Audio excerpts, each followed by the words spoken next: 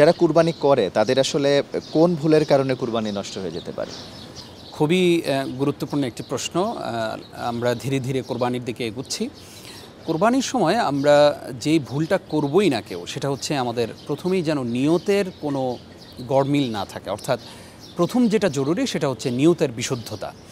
আমাদের অনেকেরই নিয়তের এই বিশুদ্ধতার জায়গায় অনেক ঘাটতি থাকে। অনেক সময় দেখা যায় এইরকম হয় যে মেয়েকে বিয়ে দিয়েছি, এখন যদি এবছর আমি কোরবানি না দেই তাহলে আমার আত্মীয়স্বজন কী বলবে। ছেলেকে বিয়ে করিয়েছি, এখন যদি এই বছর আমি কোরবানি না দেই তাহলে আত্মীয়স্বজন কী বলবে। অথবা সন্তানরা আবদার করলো যে বাবা বিগত কয়েক বছর তুমি কোরবানি দাওনি, এই বছর তো কিছু টাকা পয়সা হয়েছে তোমার, তো তুমি কোরবানি দাও।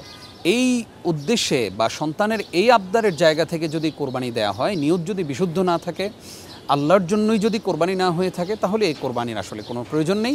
এটা শুধুমাত্র গোশত খাওয়াই হবে। 2 নম্বর যে পয়েন্টটা আমরা শেয়ার করতে চাই সেটা হচ্ছে হারাম ইনকাম থাকলে কোরবানি যত বড় পশু দিয়ে আমরা দেই, সেটা আসলে কোরবানি আল্লাহর রাহে কোরবানি হবে না, এটা গোশত খাওয়া ছাড়া আর কিছুই হবে না। 3 নম্বর যে পয়েন্ট আমরা শেয়ার করতে চাই সেটা হচ্ছে যে কোরবানির পশু কেনার ক্ষেত্রে আমরা কোনো পশুর লেজের অর্ধেক কাটা, কানের অর্ধেক কাটা, বেশিরভাগ কাটা, অথবা কোরবানি যেই জায়গায় হবে, জবেহটা যেই জায়গায় হবে সেই জায়গা পর্যন্ত হেঁটে কোরবানির পশুটা আসতে পারছে না, এইরকম পশু দিয়ে যদি কেউ কোরবানি দেয় তাহলে কোরবানি হবে না। এই জায়গায় আমরা খুব সতর্ক থাকব। এরপরে আমরা কোরবানির পশুর যে শরিক আনার ক্ষেত্রে আমরা খেয়াল রাখব যে শরিকদের যারা আছেন প্রত্যেকের যেন নিয়তটা বিশুদ্ধ থাকে। এরপরে আমরা যেন কারো নিয়ত যেন এমন না থাকে যে আমরা গোশত খাওয়ার নিয়তে বা বড় একটা গরু কোরবানি দেব মানুষকে দেখানোর জন্য। ইবাদতের মধ্যে যখন লৌকিকতা চলে আসবে সেটা আর তখন ইবাদত থাকবে না, সে ইবাদত আসলে আল্লাহ কবুল করেন না। এই ভুলগুলো থেকে আমরা যদি নিজেদেরকে মুক্ত রাখতে পারি তাহলে ইনশাআল্লাহ আল্লাহর কাছে একটি কবুল কোরবানি আমরা উপস্থাপন করতে পারি। আমরা বেশিরভাগ সময় দেখে থাকি কোরবানি 7 ভাগ, 5 ভাগ বা 3 ভাগে দেওয়া হয়ে থাকে।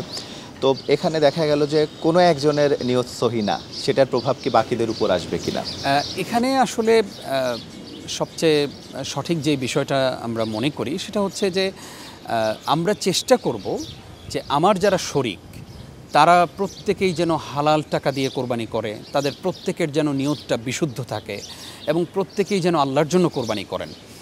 এর পরেও যদি কারো নিয়তের বিশুদ্ধতা না থাকে এবং কার মনে কি আছে সেটা তো আমরা কেউ জানি না, তবে শরিক নেয়ার ক্ষেত্রে আমরা সতর্ক থাকব।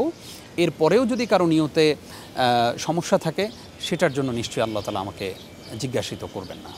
আরেকটা বিষয় যে দেখি যে প্রাণীর প্রতি কিন্তু একটা অমানবিক আচরণ করতে আমরা দেখি, তো কুরবানির পশুর প্রতি অনেক সময় অমানবিক আচরণ করতেও আমরা দেখে থাকি। তো ইসলাম আসলে এই বিষয়ে কী বলে?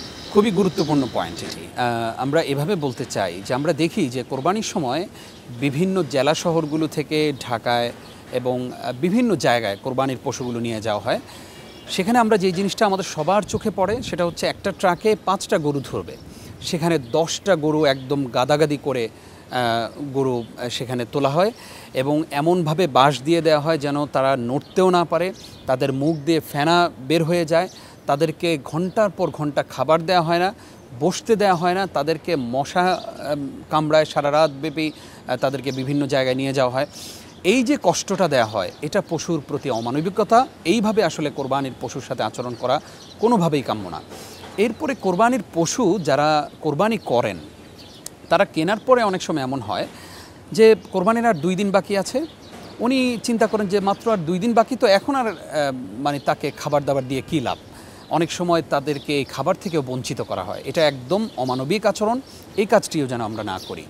পাশাপাশি কোরবানি করার পরে আমরা দেখি যে কোরবানি কসাই বলে যে হুজুর দিয়ে যদি জবেহ করা হয় যে হুজুর আপনি শুধু একটু ছুরিটা একটু লাগিয়ে দেন, বাকিটা আমি সেরে ফেলছি। একটু চামড়াটা ছিলে দেওয়ার পরে সেই স্পাইনাল কর্ডে এইভাবে আঘাত করতে থাকে এবং এইভাবে আঘাতের ফলে স্বাভাবিকভাবে একটি পশু মৃত্যুবরণ করে না, বরং এই পশুটাকে রীতিমতো হত্যা করা হয়। চিকিৎসা বিজ্ঞান আজকে প্রমাণ করেছে যে স্পাইনাল কর্ডে এইভাবে আঘাতের ফলে সাথে সাথেই সে মৃত্যুবরণ করে।